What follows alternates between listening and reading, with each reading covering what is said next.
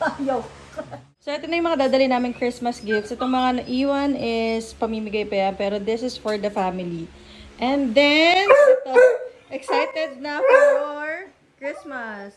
Team Blue kami today. Alam niyo na kasi nga, alis kami. Halika muna, picture muna. Ayan, naalis na kami. Team Blue for Christmas. Ang cute na outfit ni Chucky, oh. Smile!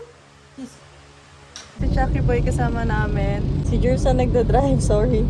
And then, we're going na to Dasmariñas. Nung dumating kami dito sa bahay namin, nilapag ko na yung mga gifts. And special thanks to Dap kasi siya ang gumawa ng Christmas tree namin this year. Si Chucky, all out ang outfit, nakasapatos pa, tapos umupo pa dito sa sofa which is napakaayaw ng nanay ko. Kasi para sa mami ko, display lang tong upuan na to. Tapos itong si Chuck palipat-lipat lang ng pwesto. Lagi siyang nandyan sa harap ng tree. Habang kami piniprep na namin yung pang Noche Buena. Yung ambag nga naming mag-asawa dito is itong ribs from Double Chin Project. Nung nag-12 midnight nga ay saka na kami nag-picture-picture. Ang crispy pata ay kay Daddy, ang spaghetti barbecue ay from Dak. And of course, may famous Shanghai. Yung mga handa namin this Christmas is very unusual kasi dati paulit-ulit lang talaga. Nung time na yan ay gutom na kami lahat and then right after is the dessert. Tapos this is our yearly tradition. Nauupo kami dito sa purple chair tapos isa-isa kami magbibigay ng gift kung sino nakaupo dyan. Naalala ko dati, binibigyan talaga kami ng budget ng daddy ko para bumili ng kanya-kanyang gift to each other. Tapos babalutin namin ng sobrang dami para hindi obvious kung ano yung nandun. Ako ginagawa ko, nilalagyan ko pa yan ng code names bago ko ilagay sa ilalim ng tree para hindi nila kapakapain.